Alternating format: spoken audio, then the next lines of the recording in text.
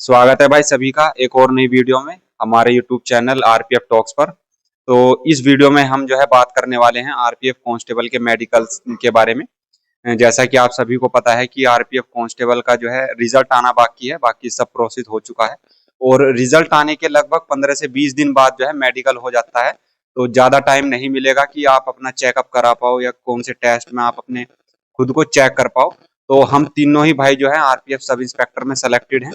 तो हम अपने एक्सपीरियंस के आधार पर आप सभी को बताएंगे कि किस तरह से आपका आरपीएफ कांस्टेबल का मेडिकल होने वाला है और किन टेस्ट में जो है सबसे ज्यादा चांस होते हैं कि बाहर किया जाता है कैंडिडेट्स को, या क्यों क्या उनसे टेस्ट होते हैं जिसमें जो है रीमेडिकल दिया जाता है। बहुत से लड़के जो है लेंस को लेकर के, आई सर्जरी को लेकर के डाउटफुल रहते हैं कि हमने ऑर्थो के लेंस लगाए हुए हैं या सेल सर्जरी कराए हुए 1 साल से ज्यादा हो गया, क्या हमें अनफिट करेंगे। और पाइल्स से रिलेटेड है, हाथों में जो पसीना आता है उससे रिलेटेड बहुत सारे डाउट आते हैं कि हमें बाहर तो नहीं किया जाएगा। तो हम अपने एक्सपीरियंस के आधार पर आप सभी को बताने वाले हैं। तो मेरा जो मेडिकल है भाई वो गुवाहाटी में हुआ था। मैं अपने से शुरू करता हूँ। मेरा जो मेडिकल है गुवाहाटी में हुआ था और मेरा जो मेडिकल है वो जैसे शुरू में गए तो मान के चलो आपको वो 5 से 7 दिन वहां रोकेंगे क्योंकि धीरे धीरे मेडिकल होता है। और योगेश भाई है मेरे साथ, इनका भी जो मेडिकल है वो भी मालीगांव गुवाहाटी में ही हुआ था। हमारा दोनों का मेडिकल साथ ही हुआ था। तो आगे की जो प्रोसेस है कि कौन से टेस्ट होंगे वो मैं योगेश भाई से पूछूंगा कि किस तरह से उनके टेस्ट हुए थे, क्या प्रोसेस थी। जय हिंद दोस्तों। जैसे कि अभी आपका रिजल्ट आएगा आरपीएफ कांस्टेबल का, उसी में उसमें आपको जोन अलॉट कर दिया जाएगा। जोन अलॉट होने के बाद में उसी जोन में आपका मेडिकल होगा। जैसे अभी बंसुल भाई ने बताया कि हमको एनएफआर जोन मिला है और तो उसका हेडक्वार्टर मालेगांव में है, तो वहीं पर हमारा मेडिकल भी हुआ था।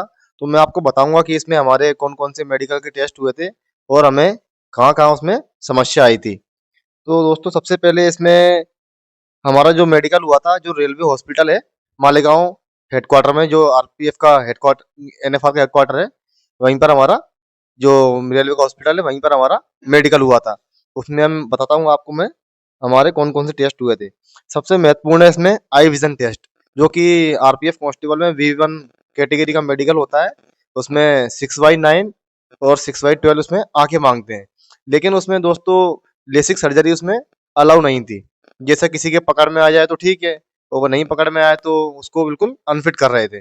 जैसे कि हमारे यहाँ से लेकिन कोई अनफिट हुआ नहीं था लेसिक में। कुछ लड़के थे ईआर जोन के, वहाँ उनको ईआर के थे ना उसमें, हाँ, उस वहां पर उनको अनफिट किया था लेसिक में।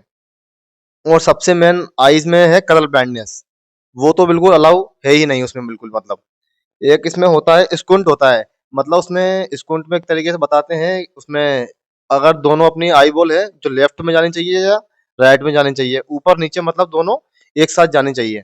इसमें ऐसा ही रहता है ना। आगे पीछे इसमें मतलब एक ऐसा नहीं है कि मतलब एक आंख जा रही है एक आंख नहीं जा रही है, दोनों एक साथ मूवमेंट करनी चाहिए आंखों का।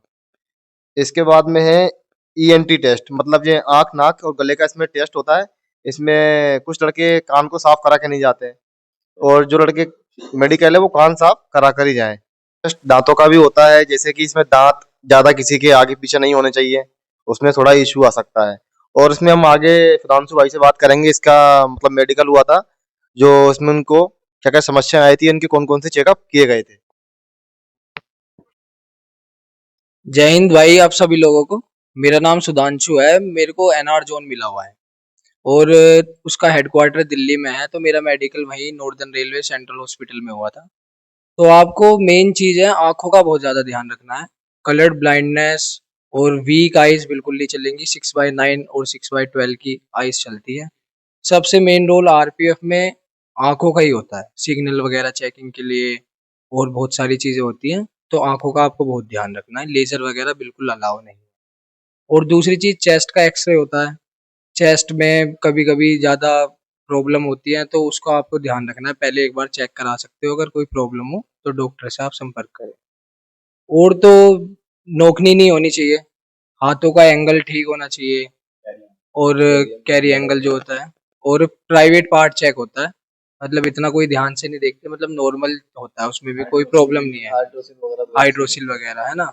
और इसमें एक अगला टेस्ट ब्लड टेस्ट का होता है। ब्लड टेस्ट होता है आपका, कोई प्रॉब्लम तो नहीं है। यूरिन का टेस्ट होता है ये सब चीजें हैं, तो इन चीजों का आपको ध्यान रखना है। और कोई भी अगर आपका डाउट हो तो आप कमेंट बॉक्स में डालना, हमारे भाई हैं वो आपको बिल्कुल जवाब देंगे, रिप्लाई देंगे, कोई भी प्रॉब्लम किसी को होने नहीं देंगे अपनी तरफ से।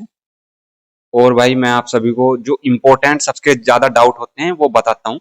सबसे ज्यादा जो डाउट होता है सभी का वो होता है पाइल्स को लेकर के। तो भाई मैं क्लियर कर दूं, पाइल्स का चेकअप नहीं होता है आरपीएफ में। इसको लेकर के कोई भी भाई नहीं घबराए, पाइल्स का कोई चेकअप नहीं होता है। दूसरा, कमेंट आते हैं कि हमने ऑर्थो का लेंस लगाया हुआ है आंख में। तो भाई उसका सीधा सा इलाज ये है, अगर डॉक्टर ने वो पकड़ लिया तो भाई आपको रिमेडिकल देगा ही देगा, और नहीं पकड़ा तो आप इन्हो आपका मेडिकल हो जाएगा। हालांकि मैं यही सजेस्ट करूंगा कि कोई लेंस वगैरह हटा करके जाएं, लगा करके ना जाएं। दूसरा, एक हमारे भाई हैं सचिन, उनको जो है WCR जोन मिला है। तो उनका क्या है, एक्सरे जब वो सॉरी ईसीजी हुआ था तो ईसीजी में प्रॉब्लम उनकी थोड़ी आई थी। अगले दिन उनको रिमेडिकल दिया था, हालांकि उनका रिमेडिकल क्लियर हो गया था, ऐसी कोई दिक्कत वाली बात नहीं आई थी। तो ईसीजी का भी चेकअप होता है और उसमें कोई घबराने वाली बात नहीं है, नॉर्मली होता है, कोई दिक्कत नहीं होती। बाकी आरपीएफ का जो मेडिकल है B1 कैटेगरी का होता है, कोई ज्यादा हार्ड मेडिकल नहीं होता है। सबसे ज्यादा जो इम्पोर्टेंट रोल होता है वो आंखों का ही होता है, जो डिस्टेंस विजन है वो, और जो कलर ब्लाइंडनेस है वो। कलर ब्लाइंडनेस के दो टेस्ट करते हैं वो, एक तो जो बुक होती है वो उसको पढ़ा करके करते हैं, और दूसरा कमरे में अंधेरा कर देते हैं और जो लेजर लाइट वाली टॉर्च होती है उसको मार करके दिखाते हैं, हमें बताना होता है कि कलर कौन सा है। एक और चीज इंपॉर्टेंट भाई, अब वो चीजें खत्म हो गई हैं, आई चार्ट लगने वाली। आई चार्ट अब किसी किसी जोन में आपको लगा मिलेगा, नहीं तो जो डिजिटल आई चार्ट होता है वही लगा हुआ होता है। जो सी होती है वो बताना होता है कि सी का मुख जो है किस ओर खुला है, ऊपर है, नीचे है, लेफ्ट या राइट है। तो ये भी सोच के ना जाएं कि हम कोई चार्ट रख लेंगे तो हमारा काम हो जाएगा। और आपके जो भी डाउट हो भाई आप कमेंट बॉक्स में बताना, हम उसका रिप्लाई जरूर करेंगे। थैंक यू भाई सभी को। जय हिंद। ये बताते कम से कम। और भाई आप सभी के जो भी डाउट हो आप कमेंट बॉक्स में बताना, मेडिकल से रिलेटेड हो या पुलिस वेरिफिकेशन से रिलेटेड, जो भी आपके डाउट हो कमेंट बॉक्स में बताना, हम उनका रिप्लाई जरूर करेंगे। ठीक है भाई, और हमारे चैनल को सब्सक्राइब जरूर कर लेना भाई, आरपीएफ टॉक्स को, ऐसी ही इंफॉर्मेटिव वीडियो पाने के लिए। थैंक यू भाई सभी को। जय हिंद।